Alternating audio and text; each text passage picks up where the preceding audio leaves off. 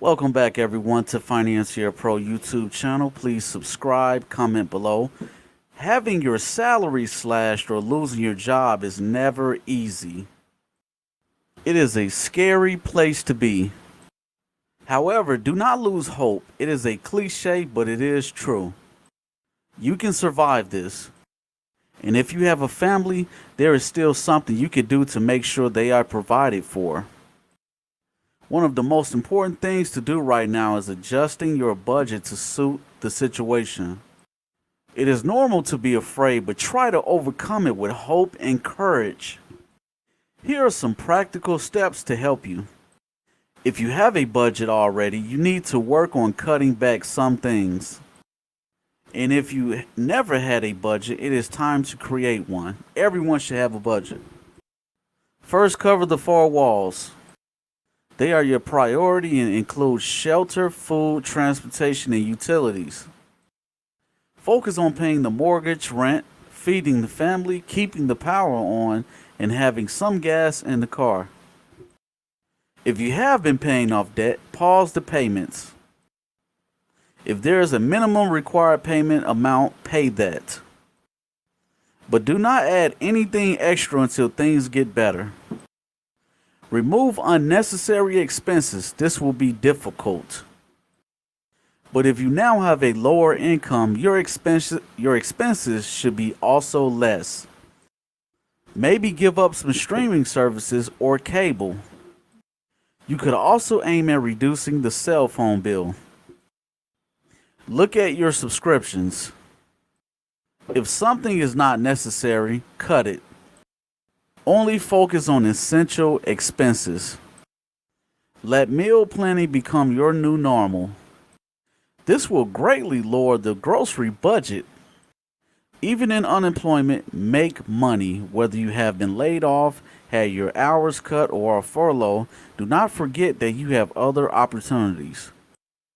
Find another job, either in your field or wherever you can find one.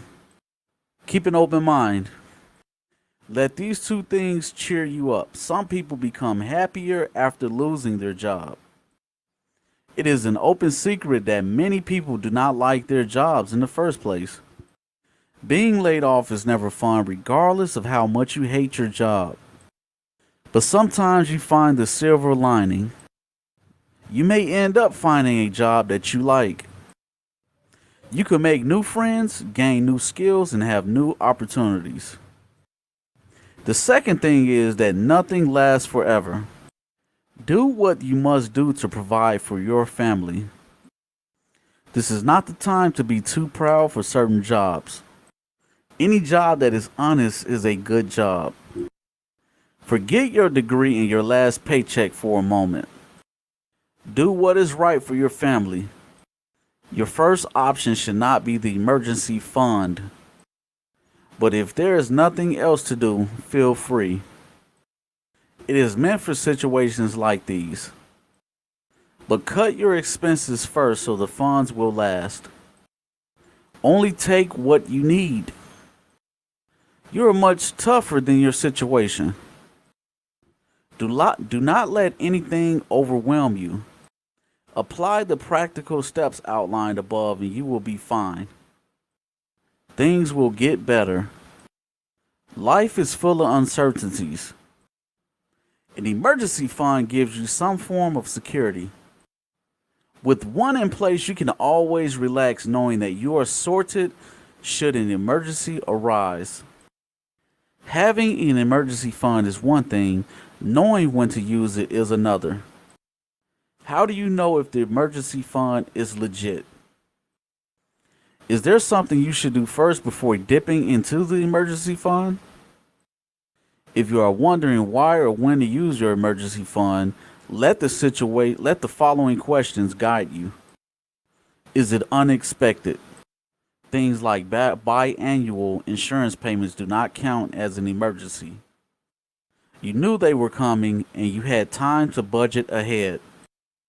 They should never be a reason for you to withdraw from an emergency fund. So what is the difference between expected and unexpected? I'm glad you asked. unexpected emergency medical expense, car accident repair, natural damage to your home or hours pay cut, and job loss. That's unexpected. Expected are things like routine doctor visits, basic car and home maintenance, back to school preparation, and holidays. A job loss is usually the main reason why experts recommend 3 to 6 months worth of living expenses. That's in your savings. Your family will not go hungry as you try to find something else. If the situation is completely unexpected, dipping into the emergency fund may be okay. Is it necessary? Everyone seems to know that a want is different from a need. But the line between can get blurry at times. For instance, you should take care of yourself, but you do not really need a weekend getaway. It is not emergency fund worthy. Take a walk or read a book. Check out other examples. Let's talk about needs. Loss of transportation, higher than expected tax bill, family crisis requiring unexpected travel. Your wants could be car upgrade, latest technology gadget, and last minute vacation. If your vehicle becomes unusable, you can buy another one using the emergency fund. Look for something affordable and reliable. But if you just want to upgrade to something fancier, do not withdraw from the emergency fund. The question is it urgent? Do you have a friend or coworker who always wants everything right now? Isn't it exhausting? If you always get what you want when you want it, your emergency fund will not last. Instead of getting something nice as soon as you can see, try patience. Check out these examples. Maybe urgent. Sudden move out of state, broken AC during summer. Not urgent will be sale at your favorite store. Great deal for something you have not budgeted for. The emergency fund is meant to provide security over the long term. It is not there for instant gratification. Avoid using it anytime something comes up. However, feel free when you do not have a choice. But ask yourself these 3 questions first. If it is a real emergency, do not hesitate to use the money. It took a lot of effort and discipline for you to save it. So, let it save you when you need it. If you're doubting yourself, talk to your accountability partner. They will offer you confidence to go ahead with your decision. Please subscribe to Financier Pro YouTube channel and podcast. And I'll have a couple of books like budgeting books in the description below in the video, guys. So check that out. See you next time on Financier Pro.